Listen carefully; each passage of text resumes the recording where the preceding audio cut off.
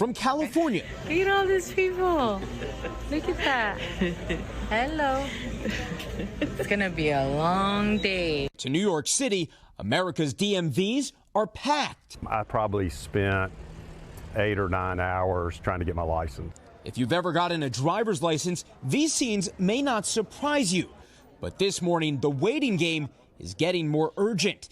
Because by May 7th, if your regular old driver's license is not a real ID, you should not rely on it at TSA checkpoints. When flying domestically, you will be able to use other forms of ID, including your passport.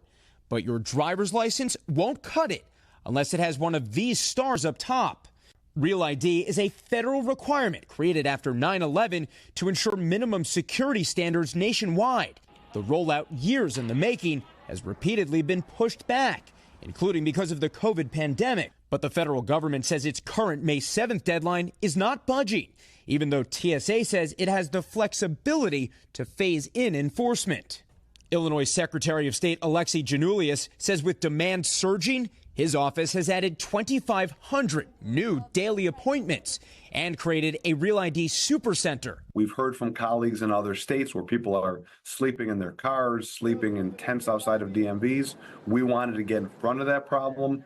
There are also reports of appointment scalpers grabbing up and selling available appointment slots, which Florida's Miami-Dade County just outlawed. Once you do get in at the DMV, make sure you have the right paperwork showing your full legal name, date of birth, social security number, and lawful status. You'll also need 2 proofs of your address. And the Department of Homeland Security recommends checking with your state's driver's licensing agency to see what else you might need. If you don't have a flight on May 7th or the following week, maybe you're not flying until this summer, maybe you're not flying over Memorial Day, try to then get an appointment post May 7th. But if you want to use a Real ID for an upcoming domestic flight, the race is on. So we just heard the woman from AAA there talking about an appointment, Jesse. What are the best ways to score one of those appointments at a DMV?